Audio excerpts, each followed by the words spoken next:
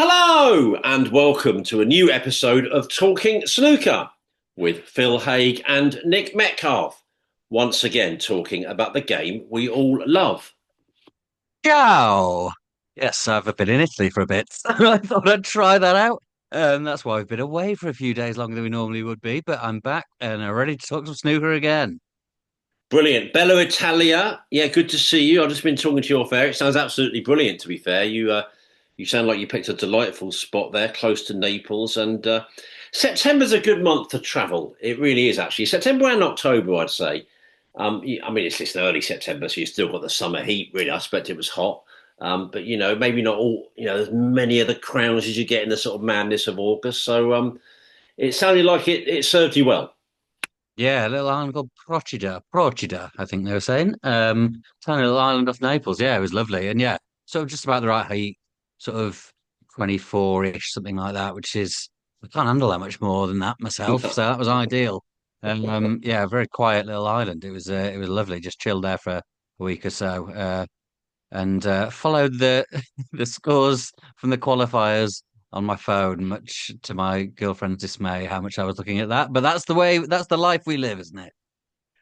But well, that's it, very much so. And there's a lot to catch up on, Phil. There's snooker all the time, and those qualifiers threw up some lovely stories. Actually, they often do, and this was no different. But I was just saying, actually, Wuhan feels like a kind of long time ago. We're going to go back to it anyway, and I suspect Xiao Guodong is still doing some celebrating though, because he's the man that came out on top. And well, it was a brilliant final. I heard people say I didn't see it. I take their word for it. The first session wasn't up to much, but the second was very exciting, wasn't it? It finished 10-9 to Zhao, and you can't credit it, can you? Really, that someone and Wilson was in the same scenario, of course. Him win the Scottish for his first two. You just like an event sometimes, and we've seen it historically 4 or 5 times now in the history of snooker. To not win ever an event, and obviously Zhao's some age, as was Gary when he won his. And then I'll tell you what, I'll go back and win the next one, that same tournament the year after it. In odds wise, it's a real turn up, isn't it? Yeah, it's strange. I suppose the one thing you get is coming in at number one seed, so you uh, theoretically get a better draw, maybe. And he did get a sort of a reasonable draw as draws go, but not easy. But yeah, incredible achievement. And what a step up! I think we spoke about this on the summer special. When in things were looking interesting to see this season, and one was Xiao Guodong in a purple patch, or has he leveled up? And he's up to number 8 in the world with another ranking title. So it's looking very much like he has leveled up rather than was just having a nice hot streak. Because of Mm, course he won the World Games just before this as well. So and he missed Saudi to do that. So what yeah. could he have done if he'd gone to Saudi as well? He could have been even higher up those world rankings. But yeah, it wasn't very long ago that the idea of Xiao Guodong being at number 8 in the world seemed pretty fanciful, really. So hats off to him. Very, very impressive. Yeah, I did watch that first session. It wasn't great. They were both struggling a bit. Understandable, huge game from both. But then the second session really did perk up in sort of in different times. Like there was a point where Gary Wilson looked like he was going to win. He was definitely going to win. Zhao was a bit gone, and Gary was looking very good. But he sped up. He was sort of like powering around the table.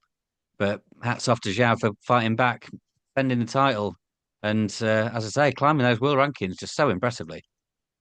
You're right, up to number 8. And yeah, I mean, you summed up the final very well. I didn't see the first session, as I say. I did see the second. And well, it was Zhao 5-4 up after the first. And that was Gary getting the last one, importantly, with a century. And then he followed that up with another century, Wilson, and make it 5-5. And it was sort of nip and tuck from there, 6-5 to Zhao. But then a really good burst from Wilson, breaks to 73, 102, and 56 to go 8-6 ahead.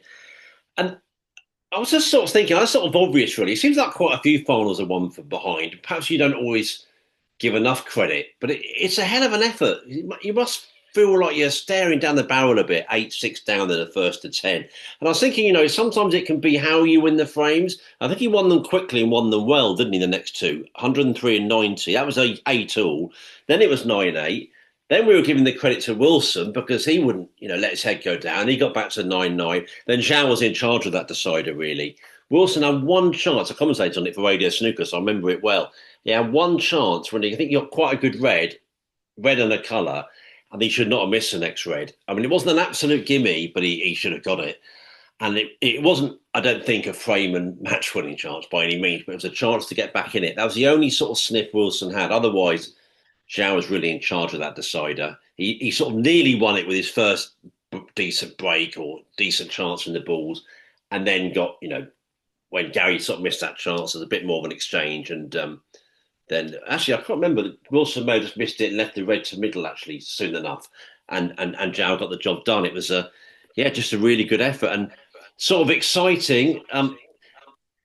The conversion rate interests me as well. I was thinking if Gary won that decider, he'd be on 4 ranking events, which is Mm. the same as Barry Hawkins. I was thinking, and that's kind of mad because Barry's had a more substantial career. So they both had fine careers, but Barry's been in all the Triple Crown finals, done this and that in the game, done loads really, but he's lost an awful lot of finals. Wilson got in a great habit, 3 out of 3, but he obviously came unstuck on this in this one. And he's an interesting player to follow, Gary Wilson. I can't quite work him out. He's the sort of guy that every time I sort of think he's in for a purple patch now, he's going to do well, he sort of falls away a bit. And then when I forget about him a bit, he has a great week. it's, Yeah. sort of, it's sort of funny like that. But yeah, no, you said it all about Zhao. He's a tough cookie these days.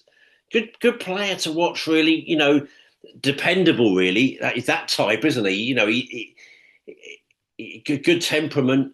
Took all that time to get a ranking event, but who knows how many he might put on the board now? We know how age has changed in snooker. He's got an awful lot of time left in this sport, so it's just a really, really fine effort. And maybe, Phil, what should we do is go back and because we were on air during the tournament. And I know we wanted to talk about the last 16 as we traditionally do. And let's have a word from you on Stan Moody 5, Barry Hawkins nil. Breaks of 108, 87, and 54 from Moody. He says, I played very, very well. I was just in the zone. I don't know what happened, to be honest. I just potted everything. That's never going to be a sentence that we utter, is it, Phil? I don't know what happened. I just potted everything. That's brilliant. I thought I'd have a run Might like say I don't know what happened, but no, not the second. exactly. I thought I'd have a run like this last season. It just didn't happen. I wasn't experienced enough. But this season, I'm more relaxed, enjoying playing, enjoying competing, and I love the pressure now. I'm just happy. So a happy Sam Moody, and well, he might be. That was one of those. I think he might have made a mistake there. Nothing against Stan, but Barry probably got a few more than nil. There's a typo there. 5-0, hell of a win. Yeah, it was in no time at all as well. I mean, I remember that session that one was finished way before anything else, and of course it came after he'd just broken the Ding curse, and that whole narrative had come to an end by him beating Joey Long in the previous round. Of course, Ding in the round before that. Like, what a run! And then to wallop Hawkins 5-0, that really doesn't happen very often at all to someone like Barry. And Stan's just been super impressive. We've spoken about him a fair amount, haven't we? He had um, a fine but sort of not underwhelming because it's first season on tour, but he didn't pull up any trees. But you wouldn't really expect people to be very first season on tour when he was 16 or whatever he was. Then notably improved last season, and he's done so again this time around. It seems just tremendous progress. Mhm. It's just so hard. Like I think we said last time we were on air a couple of seasons ago, a couple of weeks ago. When these young guys start doing well, even when you're like, oh, picked up a lot of good results. The idea of them actually going really far and maybe even winning a tournament, still really far away. But to get to a quarter final is really impressive. And to beat Ding, Zhou, and Hawkins just to get to the quarters shows how hard it is to get to make progress, and he's doing it. So yeah, doing it in style as well. I was listening to Stephen Hendry talking about him, and he was saying it's the way he's playing as well. He's being aggressive, and he sort of picked up his pace a bit. He had that sort of slightly odd problem with the Yates at his age, but like he kept getting up off the shot, didn't it? It was a bit uncomfortable to watch sometimes, as if he was really struggling just to play his shots. But he seems to have put that behind him as well. And yeah, great to watch and really impressive. Still only 18. I think I think there's only 4 players younger than him on the whole tour. So I think we are a bit sort of guilty of sometimes of sort of bias towards the young British players. There's plenty of young Chinese players do well who we don't get quite as excited about, maybe in the media. But he is extremely young and doing very well, so we can get excited about him right now. Yeah, yeah, we do that thing that we're all guilty of, and yeah, I really have to be on my guard. I think we all do, really, of lumping the Chinese players in together a little bit, and that's sort of problem we face a little bit, I think. But you're a bit, you want to see my new sporting life column, Phil. I've stirred the hornet's nest there by saying these guys can indeed win tournaments. I think they're good enough. I think they can do it and do it straight away. That they've got those qualities, I think. But yeah, Stan's really making great progress, and that was an eye-catching victory in so many ways. And well, Xiao Guodong, as we know, ended up being the last man standing. He beat Matthew Selt 5-2 at that stage. Battle of real heavyweights, Mark Williams, Mark Selby. It was Williams that won it 5-3. And Chang Ander beat Aaron Hill 5-4. That was a good effort from Aaron, wasn't it? Aaron made a 1-3-7 in the opening frame of that, but just lost out in a tight match. It was Mark Allen 5, Tepchiro Anu 1, 4 half centuries from Allen in that victory. And, Judd Trump losing to Gary Wilson. That's a big story. Great win for Wilson. They're on the way to the final. John Higgins beat Tom Ford 5-1. And Cedroy he beat Stephen Maguire 5-2. I should go back to you. There's lots to talk about there, isn't there? I mean, another friend of the podcast this very summer just gone, Aaron Hill. They're all, I think we've all think he's going to go places, and, he's going to make that step up now. He's been on tour a few years. And did I see you flag up about Trump? No reason why you shouldn't. By Judd's unbelievable standards, it's been a number of months now. We don't expect it from Judd. You can't go a number of months, Judd. You've got to be winning things every 6 weeks, otherwise we start worrying about you. Yeah, I think isn't it? Was it the UK Championship his last Oh, was it that long? title? Right? Yeah. I think Okay. which again to say less than a year. But we judge him by such high standards. And I know that's silly, um, but it's not because he's the world number one. And I don't know. I think it's the way that people often talk about how Judd's been like dominating the sport, and he's been the best player over the recent years. But it's actually quite hard to say he's dominating really because no one can really dominate. There's too many tournaments. You can't win them all. I think And you just go, he's been the closest to dominant force, though, isn't he? Because in the yeah, the sense that he's closest. done But 4, 5, and 6. But you're right, no one's dominated. But people, some of the commentators he's been a bit indignant with him and Kyron thing, and I, I can see why he's indignant because I sort of think it's not. It's really been him that's been the yeah, premier force. But anyway, I interrupted you quite yeah, rudely. well, I think Premier Force is the right word. Yeah, I mean, yeah, best player. I think he's been the best player for overall for a number of years. Yeah, but it's a bit depends how you describe dominating, isn't it? But I suppose it's just impossible for anyone to dominate really because um, you can't possibly win even half the tournament, so it's hard to sort of do that. But yeah, no, it has been by his standards has been a little while. He won it in a bit of a burst, didn't he? The early half of last season where him and Kyron were winning everything. Um, but it feels strange for his standards. It's been an underwhelming start to the season without lifting a trophy yet. It didn't seem very long ago. Yeah, those early rounds at the Crucible when he beat Murphy and then beat Luca, and those two were saying like, "You can give him the trophy now. You can't beat him if he's playing like this." And then of course he lost the next round, so that's what happens, isn't it? But yeah, I mean he lost by one frame there to Gary Wilson, who went on to reach the final, so it's hardly disastrous. He won't be panicking, but yeah, by his standards, certainly underwhelming at this point. Yeah, fair way of saying it. And we're on to the quarterfinals then. Mark Williams 5, Zhang Anda 1. Breaks of 74, 58, 83, and 60 from Williams. Xiao Guodong beat Stan Moody 5-2. Breaks of 90, 80, 94, 87, and 100 from Xiao. And then Gary Wilson carried on his merry way, beat John Higgins 5-3. John talking about a sort of taking a break, but sort of hasn't yet. It's sort of would be my analysis of what's going on. Breaks of 85, 90, 128, and 73 from Wilson. I know it's the second time he's beaten him in a row. I didn't remember the Welsh Open semi, but that's 2 in a row he's turned Higgins over. And Mark Allen 5, Cedroy he 4. Breaks of 109, 66, and 17. The designer from Allen, he lost in the round after. In fact, let's just do the semis. Xiao Guodong 6, Mark Williams 3, 4 half centuries from Xiao. Fine victory there. We put a poll up. Well, I say we, I think I did. And miles heavy in favour of, I've got a predominantly UK audience. You've got to remember that probably. That's part of it. But Williams by a mile was the one people thought would win it, but he went out then.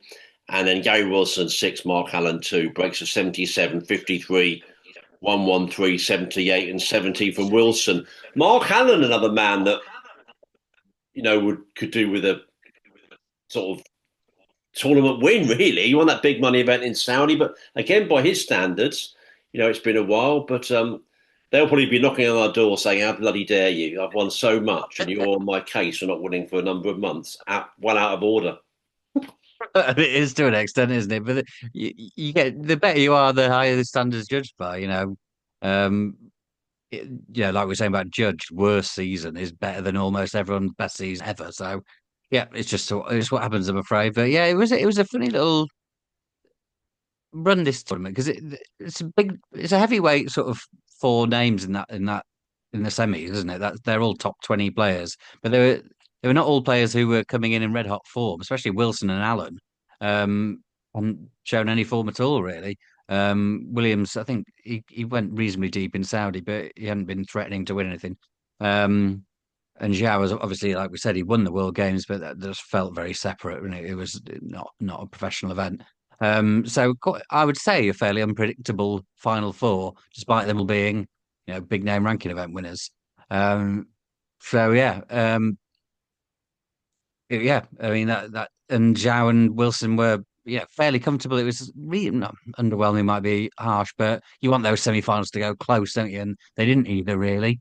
So it was Zhao and Wilson who went on to go all the way in the final, and we've been treated to back-to-back deciding frame finals, which doesn't happen very often, I don't think. What a treat! And Shanghai was 11-9. Again, if I sound like I'm being a frightful nerd, these things are in my head because of Radio Snooker more now. But yeah, I mean, I don't. Would it have been on Dave's podcast that someone was asking about the last time? It was quite a few years. It might have been on there. A few years since we've had back-to-back deciders. Actually, I Yes, think I yeah, think yeah. we've been a tiny bit short of them. Actually, again, you do the maths, and someone will say, "No, we haven't been. It's the same as normal." But it feels to me like we've been a bit short of them, compared to other sort of times throughout the history of snooker type thing. But yeah, 11-9 in Shanghai, and then these two, we couldn't have been more spoilt. Really, it's been fabulous. And Wuhan on the whole, I mean, every sort of video I saw from there and various pictures, it looked like a very well staged event. I think a lot of people speaking very well about it. It seems to have established itself on the calendar.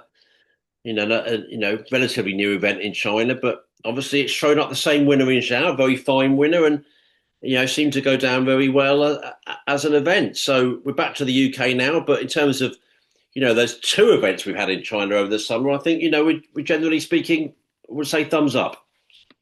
Yeah, definitely. Yeah, the crowd seem good there. They make great noises. Sometimes the way just the arena's set up, it's hard to tell how full it is at the Chinese events. They don't show sort of a wider angle too much, but yeah, it seemed like good crowds. Yeah, like I said, the noises of Chinese crowds are quite specific. If you were watching an event and you couldn't see the crowd and you weren't told where it was, but you'd hear the noise, I think you could work out they were Chinese fans because they're just the way they ooh and ah is unique and very good. But yeah, uh, successful event for sure. Yeah, it's as you say, it's not taken long to establish a good place early on in the calendar and feel like a big event. And really interesting winner to back winner in Xiao Guodong. All eyes on him next year to make it the hat trick. Pressure on. We don't want to do a very long episode, do we, Phil? We can't wait to get back to the international football break. It's been a thriller, isn't it? Obviously, I'm being sarcastic. It's been like paint drying, isn't it? Really. Anyway, UK Women's Championship next. Bai Yulu won the tournament for the second year running, beating On Yi 4-2 in the final at the Northern Snooker Centre in Leeds. And she's just a redoubtable force in the game. That's the sort of line about it, really, to say. On Yi took the opener in that final, break of 53, but a 102 from Bai took the next one. That brought her level. Bai then won a tight third frame. On Yi level for 2-2, but then Bai won 2 frames after that for a 4-2 victory. So, yeah, she's the one to beat. There's no question about that. I think did see a little bit of video from that. It's that match table. We know that well, don't Yeah, we? From going in yeah. there, it's a nice setup there. And yeah, look, I didn't see the century, but I did see some play in that match, and some good play, real competitive sort of play on. I need to use that phrase tough cookie earlier, tough cookie herself. But at the moment, there's sort of no stopping Bai. I think she won the last two worlds as well, last two worlds and last two UKs. Apart from that, she's not doing much. Yeah, yeah, no, very, very impressive. Um, yeah, I mean, I've watched bits of the semi and the final and that, and she's this is not a criticism by any means, but she's not like blowing people away. People are in the matches. It's not like she's completely dominating the competition. So the other players are in there, and she's not just this unstoppable force, but she is um, proving very difficult to stop at the minute. She's winning almost everything, and it is very, very impressive. And she's so young, yeah. I mean, um, she's got such a long time ahead of her in the game to come. She's only 22 still, and what she's achieved already is remarkable. Um, so yeah, very well played to her, and looking forward to seeing her be playing at the English. Of course, we'll get to the English soon, but she'll be in the draw for that, and very capable of causing some upsets. Very much so. Let's dot the I's and cross the T's a bit then with the results from the quarterfinals onwards. In the last eight, it was Mink Nutcher at three, Anna Prisnuka one, Onyi three, Baipat Sirapaporn one, Bai Yulu three, Tessa Davidson one. Tessa, of course, friend of the podcast. Rebecca Kenner three, Narucha Foemful two. Rebecca, a friend of the podcast. Semi-finals on Ye four. That's a long time ago now. Seems like on Ye four, Mink Nutcher at two, and Bai Yulu four, Rebecca Kenner two, and then Bai Yulu doing the business 4-2 in the final. So congratulations to her. I think we'll move on to some of the qualifiers, shall we? But maybe let's do a name check first, Phil. I think that's about the right time. 20 or 25 minutes gone, I think. And we should say you are listening here to the Talking Snooker podcast with Phil Haig and Nick Metcalf. Well, the qualifier, I know we often say that it does trump stuff, but it does, And I know there's people that will always say it's effectively round one, and I get all that. They're not, in a way, it's not really qualifying, is it? It's part of the event. That's the way it's been branded. I certainly not something that I lose too much sleep over. But Phil, the overwhelm continues for those of us who get easily overwhelmed by these things. An eighth 147 of the season from Xiao Guodong, the third of his career, and 225 in professional snooker, by the way. He got that in his 5-2 win over Julian Leclerc in Xi'an qualifying. And it's stunning. We're at the start of September. We've had eight. And you often hear ones that are just missed out on. There seems to be coming all the time. Who knows if we'll see any in Brentwood and Cheltenham. But yeah, it takes a gloss off it a bit, I suppose. As we always say, if they keep coming, it feels a tiny bit less special, but still has that great sheen as well. It's not easy to put into words, still has an immense cachet, but boy, are we seeing a lot of them, Mo. Yeah, I suppose it's whenever you're watching it, like if you are watching a match and someone's on for a 147, then it's still the best thing you can see, isn't it? Literally, it's brilliant drama, brilliant theatre. But I suppose if you're just sort of seeing them come in from on score sheets and popping up on social media and the news or whatever, then the more regular they are, the less sort of eyebrow raising they are. That's just the way of things. Uh, but yeah, still a phenomenal achievement, and it just shows the standard of the game. We talk about all the time how the standard all the way down the tour um, is through the roof compared to years gone by. And I suppose it's people that, um, people like Tepcharo. I think he's made three now, or maybe even more. He's sort of briefly touched into the top 16 before. Um, he's won a ranking event, but it's a shootout. He's been to the odd final before, but not certainly not like a regular top player by any means. And he's knocking in multiple maximums. That certainly wasn't the case in the past. So yeah, there's more and more people capable of doing it. Um, and yeah, as I say, when you're watching a frame, and we all know some commentators go incredibly early, but when it gets to the point where it's like, oh, it's on here, then there's still a great thrill that it might be done, and the fact it's being done more regularly, still thrilling. Yeah, well summed up. Well, What about Liam Pullen, eh? Biggest win of his professional career, surely beating John Higgins 5-3 in Xi'an qualifying. Liam, sorry, I must have said better the podcast. He was on with us a month ago and he was great. He was great value, wasn't he? Live from his new snooker club, the Landywood. And if you want to listen to that episode or watch it on YouTube, please do. And it it's very instructive then, but it may be even more instructive now. Might have to do it myself actually a month on because he was talking such a good game, wasn't he? And when he deliver with that, the two in tandem, that's when it becomes really fascinating, I think. Elsewhere, then, thinking about Xi'an qualifying, well, Wu Yizu has pushed all the way, actually, beat Florian Nusler 5-4. I was looking through the results, and these are the ones that caught my eye. Well, uh, Zhu Yichen had a hell of a win, Phil. He came through the Asia Oceania Q score. He was 4-1 down to Jack Lizowski and came back for a 5-4 win. Breaks of 78, 66, and 66 there. And well, Anthony McGill and David Grace, I had to notice that one. It was 4-0 to David. McGill came back to 4-4. Grace won the decider. And what about Luca Bassella? I mean, he made some headlines, didn't he? He conceded during the third frame of his match to Sonny Akani. He was 2-0 down. And he was saying it's because of a borrowed cue. And the good news is for Purcell fans, and that's most of us really, I think most people in the game recognise that when he's around and doing well, we're all better for it. He has won his first match of the season now, hasn't he? Northern Ireland qualifying, beating Liam Davis 4-0, breaks of 79 and 52 there from Luca. So maybe a couple of Northern Ireland headlines in a moment, but lots to reflect on there. And Liam Pullen, that's a smashing victory. Yeah, amazing. Yeah. Like you mentioned, John had been talking about in Wuhan that he was planning some time off. So it was a little bit surprising to see him at that qualifier. And maybe he's sort of off checked out, maybe, but I'm not taking anything away from Liam. That's a fantastic win. Didn't see too much of it, but must have played well. You got to beat John Higgins. So yeah, well done to him. And that's the kind of victory, he spoke about on here. He had a really tough year or so where he was struggling for confidence, struggling for wins, and one like that can just turn everything around. So it'll be interesting to see where he goes from there.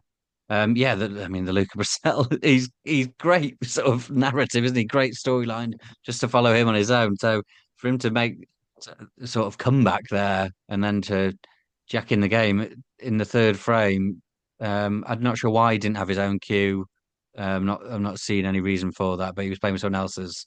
And he must have really hated it to with forfeit the game halfway through. Because he is playing as you said, he's won his next game handsomely. So it's not like he doesn't want to play or isn't playing particularly well. So yeah, maybe if he's playing on TV soon, we'll get some answers, proper answers on things. The other one from Xi'an qualifying that really stood out to me was Mikhail Savarchik, another win for the 14-year-old. I Mm. mean, I think that's his third win because he won a couple of games in Saudi, didn't he? Beat Martin O'Donnell 5-4, which is no mean feat, a real solid pro. Martin takes some beating. And Mikhail was 4-1 up and then got dragged back to a decider. So he will have been nervy, but to get over the line, it's so impressive. Yeah, I think he doesn't turn 15 till January or something. So it's not like he's um, he's just incredibly young. So it's Yeah. remarkable stuff. Those comments when that interview I did with Mark Williams when he won his pro tour card, but before he turned pro, and he sort of made comparisons to a young Ronnie, which is feels like a huge thing to say, but if you're winning games regularly on tour when you're 14 years old, it's remarkable stuff. So yeah, we're not piling the pressure on, but I'm very impressed. Well, I mean, Lan Yuhao's ancient. He's 17. I mean, he's an old man. He beat Michael Holt 4-2 in Northern Ireland qualifying. That's a hell of an effort. Breaks of 115, 53, 80, and 50. I watched some of the Stephen Hallworth, Matthew Stevens. There was one of those funny afternoons of sport where there was lots of intriguing stuff without being one kind of dominant event. So I was having a flick around and yeah, really enjoyed it. Stevens was 3-2 ahead. Allworth fired in a 1-3-6 to level it and then made a break of 64 to win the decider. Some good snooker, good match snooker all round there. Stan Moody beat Rhiannon Evans 4-0. As a result, I noted Taiwan Nu beat Julian Leclerc 4-3. And Anthony McGill, I've been a bit worried about, really. His results have not been good at all for a guy that's, been deep at the Crucible, nearly reached the final that year. He beat Alex Erson back at 4-1. So, yeah, loads to look forward to. And I mean, of course, they want to be at every event, but you just get the sense with, there's a bit of a spring in the step. We're going to Belfast. And that's a special stop in the calendar now, isn't it? It's like, yes, they can book their flights. They can think about going there. That'll be coming up next month now, October. It's just a special stop on the calendar. It's obviously important, like any event on tour is, but they get the nice surrounds of being there as what's become kind of I guess, a flagship tournament in our snooker years and lives, Phil. Yeah, definitely. It's what we said loads of times about finding a venue and sticking to it and building an audience. Not that it needed too much building in Northern Ireland. It's so popular there, isn't it? But yeah, it's a highlight for everyone. Most people have got a venue that is either very near or vaguely near there where they're from, which they can build some support and they look forward to going there.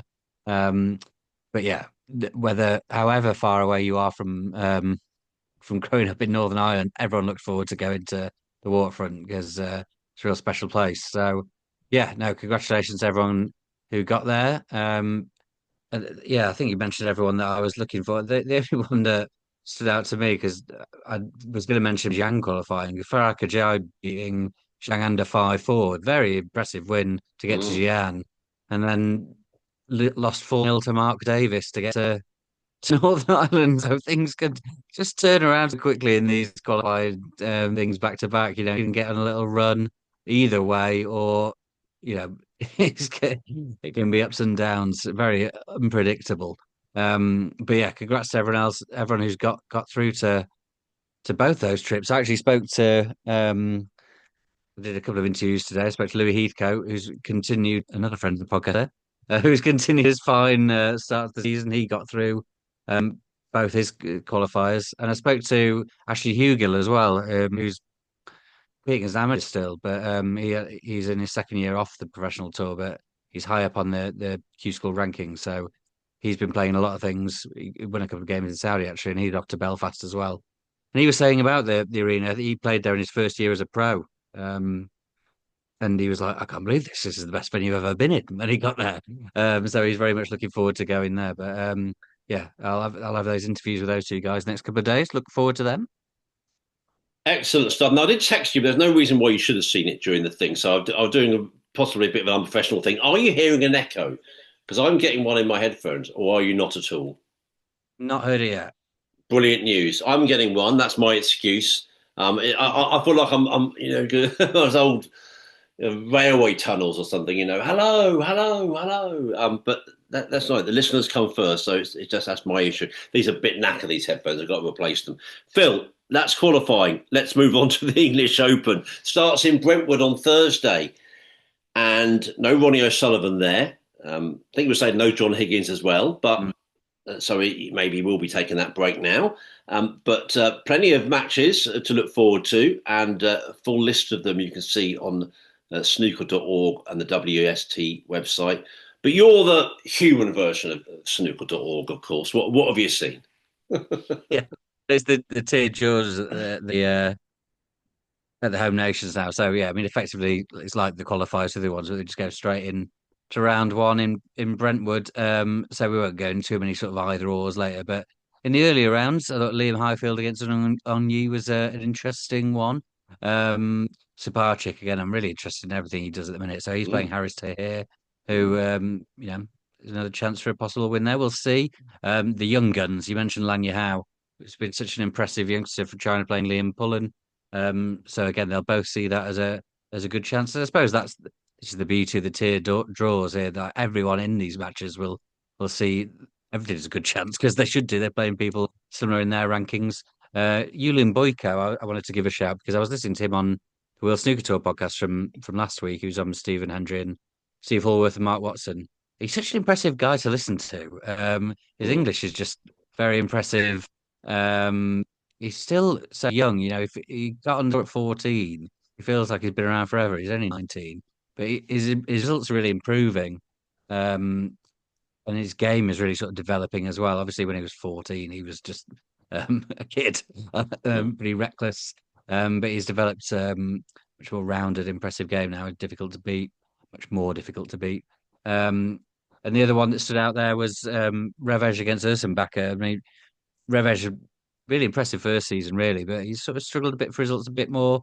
Ursenbacher, really hard to predict.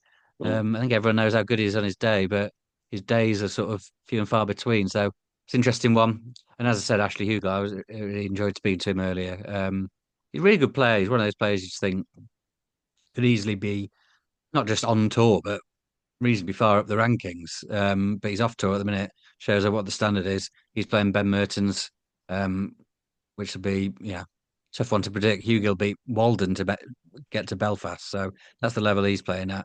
But it's that's tough, isn't it? This is the round one of a tiered draw. There's a lot of quality names in there right at the start. Very much so, yeah. And enjoy it. I shall be there myself, and yeah, it, the crowds aren't a problem, and that feels like now the sort of thing that people say to. It's not great, but the crowds are good. It's almost become a cliche, but they are. I mean, Mm, I'm not saying the whole arena's. I mean, I've been quite a few times now. I'm not saying the whole arena's packed all the time. That's not the case. The TV table is often full, so on telly you definitely get the impression it's often full. That's not the actual case that the whole place is full by any means, but around the main table it tends to be, and they do come in from the first day onwards. It's not one of those they'll start coming in Wednesday, Thursday. I mean, this actually started on a Thursday this year, but when it started on a Monday, they'd be there from the start, and no reason to think it won't be similar this time. It's a big catchment area, of course. Essex people love their snooker. It's very easy for Londoners to go. I'll be able to go on a few stops on the railway line. So if you are going, do enjoy the tournament. And Phil, maybe we'll just move on to some news lines, shall we? We haven't got that much more to go here. We say congratulations to Igor Figueiredo. He beat Fabio Anderson Lurson 5-2 to win the Pan American Open Snooker Championship and earn himself a 2-year tour card. David Burnley, by the way, another friend of ours, was doing some commentary work out there and was messaging me about it. It seemed to be a successful event, and he actually won the seniors event as well, Igor, which yeah, sort of ties in with what we're going to talk about in a moment, actually, about good players doubling up with that. But he'll be back at the Crucible next spring to defend that title. He just won the World Seniors, didn't he? So it's a good time in his snooker life. And well, I was saying to you before, though, it's better than going on tour now and missing out all the early chances. But it's a bit of a wait he's got now, isn't it, until summer 26? But no doubt he'll play in plenty of other stuff as well. And he's a good choice to watch. I see him in a fair bit of those seniors. I don't know how many times I'm going to say tough old cookie and get away with it, Phil. Can I make it the treble? He's also a yeah, tough. He's also a tough old cookie when he wants to be. yeah. Why not? Why not? Yeah. I mean, it was just a shame before. I mean, he's a really, really good player, and he really got to the Crucible one year, didn't he? Would have been the first Brazilian to play there. Not the World Seniors, the actual World Championship. Um, and he couldn't really make it work financially to be over here and play on tour. So hopefully he will be able to take up the tour card fully because he's a dangerous player. Very capable of winning plenty of matches on tour. So yeah, I don't know him, but he looks like a great character, always smiling. So yeah, no, congratulations to him, and I've got to give a shout out to those two trophies he was holding Mm. in that picture from the tournament. Um, they did not scrimp and save on the size of those bits of silverware. Very impressive. So yeah, his mantelpiece will be full. I'm going to switch the order around here, like the true maverick I am, Phil, because the TV line will come next. But the the seniors one sort of fits in. Stuart Bingham will play in the British Open Seniors at Christmas, and that's live on Channel 5 here in the UK, isn't it? The new home of a number of main tour tournaments, of course, in the second half of the season. And there has been some mixed views on that on social media and on forums, and I guess the only thing, I mean, you shouldn't always gauge by other sports because everyone's different, but there is a kind of precedent in golf, which has had a long-standing, very successful and prestigious in lots of ways seniors tour, maybe the most prestigious in sport that I can think of, actually, golf. Mm. Um, there have been players over the years you think could still do a job on the main tour that are on that, but they seem to sort of pin it quite a bit better. I just think Stuart Bingham in that. I mean, there'll be a lot of turn-ups in sport over Christmas, Phil. Lots of great, surprises in the racing, the football we see, and all other sports. But it won't be surprised if Stuart Bingham's picking up that pot, will it? In derbies, he can win the world championship at the Crucible, couldn't he? Yeah, yeah, it is a tough one to pitch, isn't it? But yeah, he does seem a cut above the rest really there. I mean, obviously Matthew Stevens was a big addition, who's still like a very, very good pro, but not really in contention to win things. I know Stuart's been a bit more in and out than he has been in recent years of late, but he was in a massive ranking final last season, and he Yeah. was in the semi-finals of the World Championship not very long ago either. So yeah, I'd imagine he'd be quite firm favourite for that. But yeah, it's like you say, that got the golf. I think you're right. Not that I know loads about it, but the seniors in golf seems to work the best of any sport that I'm aware of. Um, it's difficult because you want they. I think they are trying to make it more sort of competitive and like a proper tournament rather than sort of a jokey exhibition. So they've sort of made improved the quality of the players in terms of a bit younger and a bit more competitive still on the main tour, but then it makes it, yeah, it's tricky where to pitch it. But we'll see. I mean, that does look like a good event. 3 days at Christmas with those 8 names. I think they'll do very well out of it. Um, that arena looks very good. So yeah, we'll see how it goes. Don't want to be too judgmental on it before it happens, but it's a cool lineup, and the figures they've had on Channel 5 sometimes have been superb. So we'll see what happens. But yeah, I think there'd be a fair bit of money depending on the odds going on Stuart Bingham to win it probably. Well, I'll be judgmental. I'll judge that it'll be a great success. I don't want to Mm. take that away. I mean, as you said, good venue on the telly at Christmas. That's been talk over the years, of not immense amount of talk, but some talk. I've heard it in snooker media rooms and elsewhere. Should snooker maybe do something at Christmas? And I think the thought's always been, well, I think one of the things is the darts is so big. That would be a problem there, I think.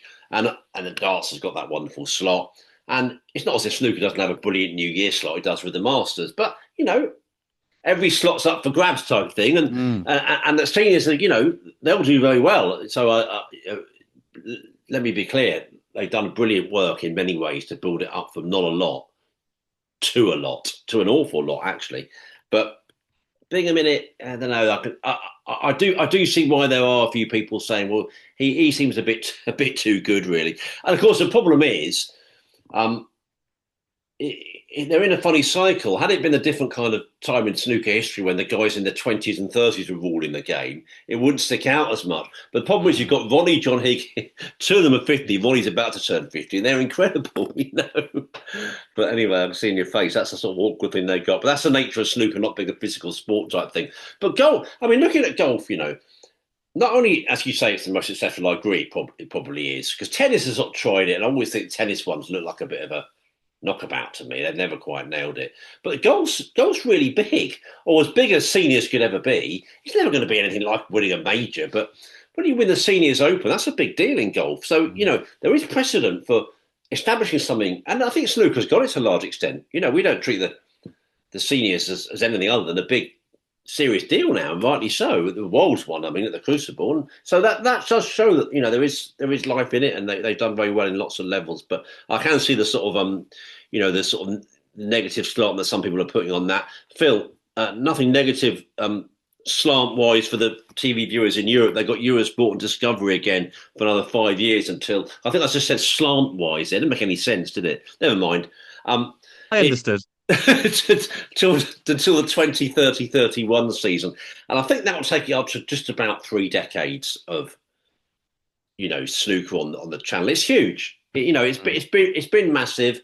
It's been profound, really. If you think the number of countries, the number of people it would have reached, it's brilliant. It's important to say that, of course, TNT Sports show predominantly the sport of snooker in this country now in the UK.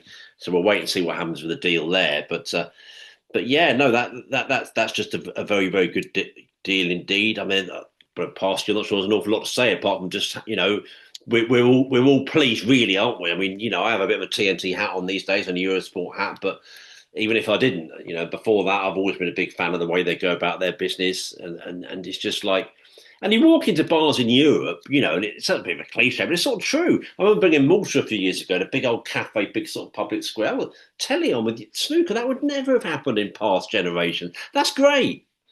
Yeah, definitely. And again, I mean, you hear this from a few players, but that Boyko interview on Snooker Club, and Stephen Hendry was saying, like, how did you even think to get into snooker as a young boy? I think he started playing when he was 5 years old in Ukraine, and he said he watched it on TV on Eurosport, and he got his dad to take him to a snooker club, and that's the same with a number of the European players. Yeah, you're right. Where was I last year? I was in like San Sebastian, I think, and we just got off the plane. And it was like I just think got you off. said down here. Yeah, yeah. It was one of the first bars I walked past, and they had it on in the outside. And I was trying to convince Bella to let us sit down and watch the snooker, and it was a firm no when we were on holiday. But it was there to be watched if you wanted to sit outside a bar in San Sebastian. So yeah, no, it was superb. So yeah, no, good news on that front, and hopefully it'll continue to develop because I think the tour is so much richer for these players from varied countries around Europe and the world, of course. But Eurosport's the one to thank for um, dotted about players from Ukraine and Latvia and Hungary and all the other countries where we're welcomed onto the tour. It, we see the real life physical manifestation of Eurosport's interest, don't we, with these players? That's the only way to say it. We see the evidence. For a long time, not that we knew it was happening, but it's like we were fans of another big deal, especially when you saw things like Germany. But we would say it. But now to say it and see the evidence and to hear it from people like Boyko, it's brilliant to see. One other line, Chris Wakelin, another friend of the pod. Is anyone in snooker? Is there anyone in this sport that's not a friend of the Talking Snooker Becoming a podcast? bit awkward, isn't it? If you're not, isn't it? It is becoming a bit embarrassing, actually. Chris Wakelin won the pink ribbon. He beat Craig Stedman in the final. That's always a pleasant tournament. And Chris, who's we know now is just a brilliant player. And as you said, I think you used the word inspiration about him not so long ago. And that's the bracket we place Wakelin in now.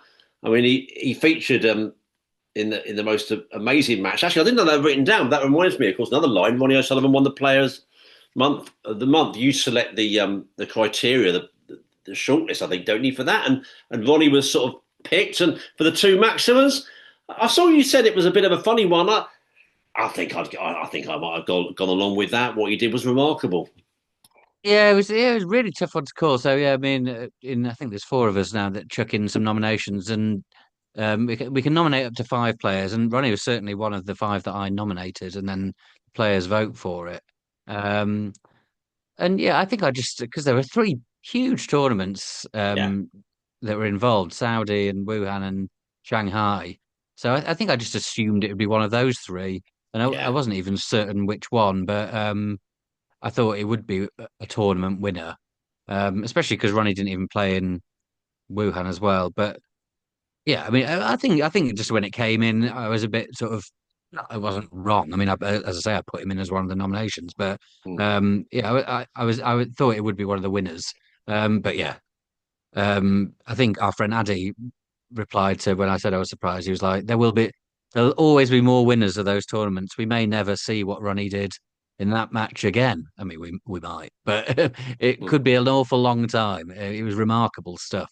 So yeah, I'm not saying it was a bad choice. I was just my eyebrows were raised slightly when it came in as that. But yeah, fair play to him. No, it was remarkable stuff. And I had to say, when I heard you talking there, it did remind me a bit of something we said on here. Who was it that's scored for? I don't know. No, it wasn't Bellingham. I can't think. Someone scored for Real Madrid, and Rio Ferdinand's first reaction was Ballon d'Or. Yeah, Absolutely losing. Vinicius. Yeah, But yeah. that's it. It's sort of like, yeah. That's the Ballon d'Or. And it's definitely, let's not listen, old granddad here. I mean, look, I could talk about loads of things that have changed. It just does now. I mean, I've got XG coming at me. You must have a bit of that now, XG. And assists, of course. And all these things, you've got to move with the times. But of course, in football now, those things are bigger than they ever were. And I always think, well, winning stuff's bigger than these individual awards or moments, and I suppose Ronnie fits into that. So I do know what you're saying, but I think it's just a double. It was outrageous. What a night! We won't forget that in a hurry, will we? In every way because we were working on it, and it was really, it was a great effort from Ronnie. Yeah. So I think partly as well that the three winners, the three tournament winners, didn't do anything of much note in the other two tournaments. Because I was thinking more of player of a month. You want sort of the most consistent player over the whole month, really. That's how I saw it. yeah, But like Neil didn't go to Wuhan, Xiao didn't play in Saudi, Kyron didn't do much in Saudi or Wuhan after winning Shanghai. So yeah, it was up for grabs, and yeah, no one's denying the rocket. it's up for grabs now. That's an old line from football commentary, one of the most famous, of course. Any other business, Phil? Well, my latest Sporting Life column, I mentioned it earlier, is available to read now. As I say, there's no reason why snooker's young stars can't win trophies, and you can have your say on that. I'm hoping the debate will be an interesting one across my social media outlets and also on Reddit. And also, my radio snooker service is always available to catch up on my conversation on the climax of the Wuhan Open final. And as I said, I'll hopefully be in Brentwood, all being well, next week, and we'll bring you interviews from there on Radio Snooker. So I'd very much appreciate your company. Phil, I see you and David Hendon are going back to the library at last. You should have done more of that when you were studying. And it's me and Dave in the library with his book.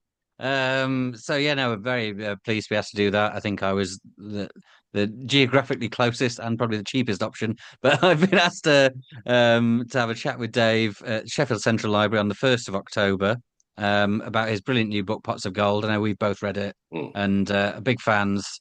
And you can come along. Tickets are free and available. If you check it's on Eventbrite, I think, but if you just Google anything that resembles those words, then you'll find it, and it should be a good event. I think we're just having a chat about the book and a bit of a Q&A, and we'll almost certainly nip for a pint afterwards. So yeah, come along. It's right by Tudor Square, right by the Crucible, so cool place to be. Looking forward to that one. And I think our great mate Gary Moss is going to be one of those attending. So there'll be some familiar faces certainly. And yeah, Pots of Gold is a terrific read. I mean, I knew it would be. Dave said it was a love letter to snooker, and that's how it reads, full of warmth and affection. And I know Dave will be overwhelmed with praise when the book is available to the public very soon, and it will be deserved. And as you say, I know you'll ask some great questions as well. So you and Dave chatting about his new book, Pots of Gold, coming up in Sheffield. I think we're going to head off, Phil. There's not much more to say. Yeah, I mean, international football has been pretty dire, so we can't wait. A bit harsh for me, but sort of true, isn't it? And this is a good one. The World Cup's coming up. I mean, this is Yeah. this is not even the one artist one. This is kind of a good one. It's not been very good. I think we've picked the one good match to record this podcast over because England have just battered Serbia 5-0 and we've been chatting away on air. They got another one at the end, did they? Wow, that's by a mile. Tommy Tuchel's best result performance. Not even Yeah. a contest there. Um, what else then? The NFL is back, thank goodness. And a special event in sport getting underway this weekend, the World Athletics Championships in Tokyo. I'm going to mention that live on the BBC here in the UK and also on Discovery. And Brentwood, all roads lead there, Phil, and all railway lines in my case. The English Open coming up. We'll be back next week with the latest news from there. And we'll look ahead also to the British Open in Cheltenham. So I know it's a very popular event for people to go to now as well. And we might have a guest, mightn't we? You're beavering away. We might have someone a bit special. We're not going to say that for sure. And if we don't have this person next time, then it'll hopefully be soon. But either way, we will, of course, update you on the English and look ahead to the British. It's back to back. It's exciting, isn't it? Northern Ireland not too far away as well. So, lots of, the home nations are great, really, for our game. It's not just all about our game by any means, but they are good, really, because there's just so many stories. You can't get Mm. bored. Not that we do get bored during snooker events, but it's just like, yeah, oh, God, has something else happened today? Yeah. it's really exciting, isn't it? I love them. I'm a big fan. I hope they carry on. I had a couple of questions about that. I've got no intel on that, whether they carry on. I think I got one into No, radio snooker, actually. I have no idea. I mean, there's a few things they'd be loath to give up, I'm sure. I mean, the Welsh is a very historic tournament. I've no reason to think that'll ever come to an end anytime soon. I've got an egg on my face now if it does, of course. A very, very old tournament now. Belfast, a great venue. We've mentioned already again here. I mean, there's lots to chew on there, but they're coming up to a decade old, aren't they? And yeah, I just enjoy them. I know best of seven will never be quotes unquotes not proper. That's too rude. I know it will never be the greatest test because we love those longer ones, but it's bang bang bang. It's fun, isn't it? And there's loads of stories all the time. yeah, exactly. And you see all the players, even now when the schedule's as packed as ever, and they've got these enormous events. Robertson's won £500,000 already, but he's in the draw for Brentwood. Almost everyone does turn up for these. And they're great tournaments, and you got to have light and shade, haven't you? The World Championship wouldn't stand out as the World Championship if every match was best of 17, was it? You have some short ones as well, and they provided loads and loads of great stories over the last 10 years now, isn't it? And longer for the Welsh. So yeah, I mean, I don't know either, but I'd be stunned if we lose the Welsh in the Northern Ireland Opens. Um, if they want to move the English and Scottish around somewhere else, maybe look into different markets. That's been spoken about before. We'll have to wait and see. Don't know, but yeah, for now, enjoy them because they are very enjoyable. Slightly under an hour again. It's unbelievable. This, to be fair. Um, Remarkable. I salute you. Two great lines from you. I've written them both down. It was there to be watched. I like that about the snooker in. I've got to use that a bit more. It was there to be watched, and also you've got to have light and shade. What a Mm. wise way to sign off. See you next time, and thanks as ever for your company, sir. I'm glad Italy was so enjoyable. Yeah, no, pleasure as always. Thanks for listening, everyone, and we'll speak to you very soon. Indeed. Enjoy the English Open. Say hello if you see me there, and we'll be back soon with this podcast. Keep your thoughts coming to us, of course. And for now, from your old friends Phil Haig and Nick Metcalf, cheerio.